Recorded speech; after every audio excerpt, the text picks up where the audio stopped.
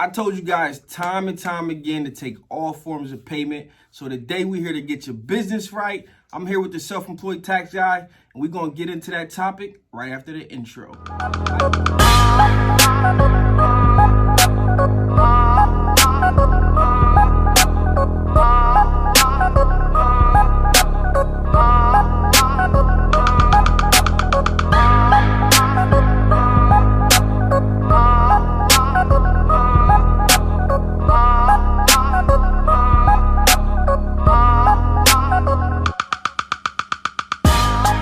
How you guys doing? My name is Stan Banks from tshirtsidehustle, and I help people start t-shirt businesses from home. Where are you at? And like I said in the intro, I'm here. I'm not gonna let him introduce himself, but he is the self-employed tax guy. So tell him about yourself and what you do. Man, well, first of all, I appreciate you having me on the show, man. It's always an honor to come on here and help people disseminate important information. My name is Tyrone Gregory, the self-employed tax guy, also known as your favorite uncle cousin. And pretty much if you heard me, listen to me, we just talk about taxes and business. My goal is to, take people behind that veil to show them the real truth and, make sure that they're doing things the right way so they can sleep at night. No question. So, I'm going to jump right into this topic, man. I grew up the wrong way is what I'm learning now, man. Cash is king and it's cash credit. And, a lot of us really try to, hey, I don't want to see the tax, man, so just pay me in cash, man. So tell me how you feel about that. You know what? You're absolutely right. That's something we grew up with. That's something I grew up with, right? Cash is king for that main reason. Pay me all up front cash that way I ain't got to report it to the IRS. Well, as a legitimate business owner, right, the reason why that's the wrong thing to do is because you're leaving money on the table. That's really the first thing. If the only thing you accepting is cash, especially in 2020, you're leaving money on the table. How many people we know carry cash nowadays? Man, I'm traveling right now, so I got a little bit of cash on me, but man. But for the most part, not too much, man. They either tapping their phone, certain their card, or swiping. So if you don't have, as a business owner, somebody who's trying to scale their business, if you don't have the proper resources for the customer at the moment, they walk. You know what I'm saying? And then that's money gone. So you lose money when you run for money, right? And I get that nobody really wants to report it to the IRS and things like that. Trust me, I get it. But at the same time, especially again, when you have a legitimate business, what I mean by that is that the fact that your business is going to pay for your lifestyle. If you don't have no money on paper, when you trying to go get that car, go buy that house, apply for whatever loan, and they like, okay, you say you make all these thousands or hundreds of thousands of dollars. Show it to me on paper. Where is it? You know what I'm saying? And if you don't have record of that, then there goes that. You know what I'm saying? It makes it difficult to get access to capital. That's really interesting because we trying to keep all the money in our pocket, but you put it like this, you leaving money on the table. Yeah. And I wouldn't even think about it like that. Like I want to keep all, I'm trying to avoid the taxes on it, but I'm really hurting myself at the end of the day because, the customers who can't pay me in cash or don't have it, they wait or they can't get it or you trying to track them down later on. And that creates more of a headache, and time is money. So you gotta, you really have to look at it. So, also too, you said you can't go rent a place. You got nothing on. They want to see the money in the bank account from your business or the deposits. Yeah. Or I ran into that problem when I first started. You know what I'm saying? I was like a serial entrepreneur. I tried everything so I could work for myself, right? So it's like, yeah, you want to go rent an apartment? Can you show me the deposits? Even if you don't have a full-time job, you work for yourself, they want the deposit records and see how much the money was going into the account, and and then you not trying to put the money in the account because you you got to explain where the money all coming from and stuff like that. Man, I know. So when you starting a business, right? And for my audience, it's about t-shirt businesses and starting them up like that. So what ways do you recommend they take payments? I mean, the way things is done nowadays, man, you can apps on your phone. What I use personally, Square, right? SquareUp.com. It's free to establish the account. No money down, no nothing, no credit check. They give you these free little readers, man. I wish I would have bought one that you can just connect to your phone. You can take credit card right then and there. PayPal has the same option right then and there. There's a company called Stripe. Stripe. You can set up, like, even from your website, you can set up to take payments and things like that. So it's just out there. Just, you don't have to actually have cash. There are so many things. Like, even with Square, you don't have to have the reader. You can enter it in manually on the phone and take payment right then and there. I mean, it's just so many ways to get it done right now. You know what I'm saying? So there is no excuse not to have all forms of payment be available to you. And the thing about it is, again, as a business owner, yeah, they charge fees, but those fees are deductible on your taxes. Oh, man, you beat me to it. You beat me to the point. Hey, listen, I do my homework, and I literally watch you before. You know, I messaged you a long time ago. Appreciate that. Because, you know, I want to make sure I'm on the right path and track. And then, you know, they're asking me a lot of questions. And I'm trying to make sure I'm giving out the right information. But what better way to do it than to be here in Long Beach right in person and have you on the show? But, you know, a lot of my people start out as a hobby, right? So I understand that there's a way to, even if you don't establish yourself as a business and you start taking credit cards and now that money's tracked and all of that stuff. So how does it affect me tax-wise, taking credit cards in like a side hustle or something that I'm not sure is even going to be like, you know, it's my hobby for real. Right, okay. So the only effect of using credit card is the fact that there's now transaction fees. Right. I mean, if you really think about it, I think Square charges maybe like 2%. It's like 2.9 or 2.7 plus 30 Yeah, so like for every $100, you're paying $2.90. Right, not bad at all, right? Considering that if you didn't have that option, you would have missed out on the whole $100. You know what I'm saying? So it's not bad at all. The only thing is just for tax perspective, you want to keep track.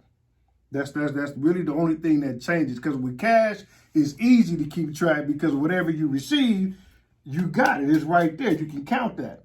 But when you're accepting credit card transactions, it's good to either get like some sort of bookkeeping system. You know, again, when I'm talking about these apps, I'm also old school. Pen and paper works.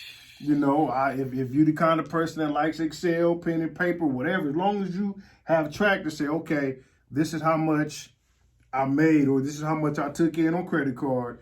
These are my transaction fees. So now you can say of this gross amount that I'm reporting, I'm also deducting these transaction fees because I'm not about to pay tax on the full 100 if I didn't get the full 100. You know what I'm saying? So that's really interesting, like, because we look at it like I used to tell people, man, they ask me like, yo, that's just the cost of doing business, right? Like, it is. It's a cost of doing business, but now that's something even new to me. Like, you know, hey, I got my tax person. Why we ain't deduct these transaction fees? And sometimes, you know, you getting big orders, $1,600. Yeah. You know, that $100 scales up with you know how much you take on a regular basis or whatever the case is. So, do I need to file or register as a business, and at what point, you know, do I do that in order, you know?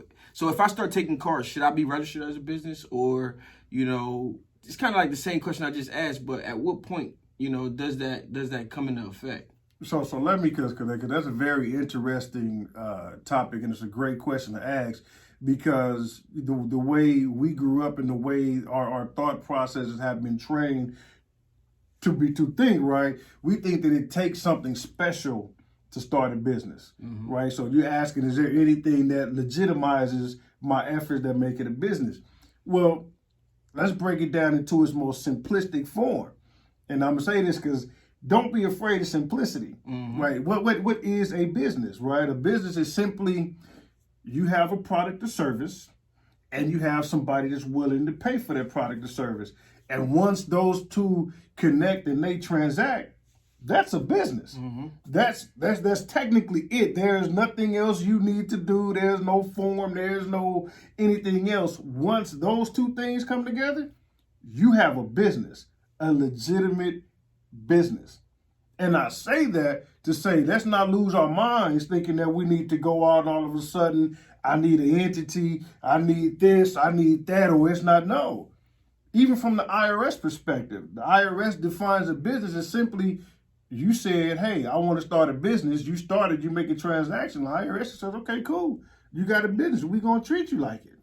Oh, you know what I'm saying? So it is really, truly just that simple. Now, I don't want people to misunderstand, because there are certain things, once those transactions takes place, there are certain things you can do to strengthen the foundation of that business, right? And actually scale that business up. But as far as just getting started, as long as you got your product or service, you have a customer that's willing to pay for it, and they do, that's your business, right? So then once you do that, now it's focusing on, how do I multiply that transaction? How do I make more product and services? How do I find more customers? How do I get more transactions? That should be the focus. And then once you actually figure that formula out and you start doing that, now we get to talking about, do I need an entity?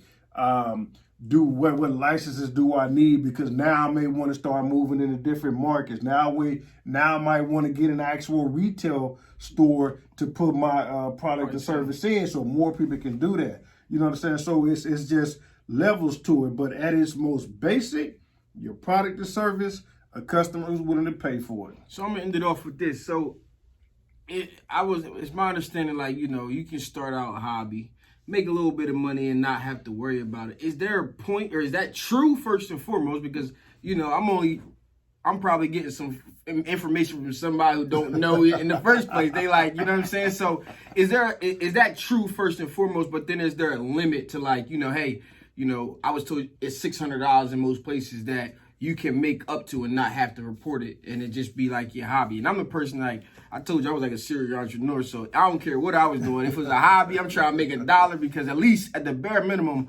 my hobbies had to pay for themselves. I was a photographer at one point. And you want to talk about an expensive hobby, man. Every time you blink, it's like a whole new, you need a new this, you need a new that. And it's $900 a lens, and you know what I mean? And $3,500 for a light setup, and you can rent the lens. But it's, aside from all of that, but is that hobby operation true? And is there a limit? Like, I make $600 now, I gotta go legit. Is that true? And is that the case?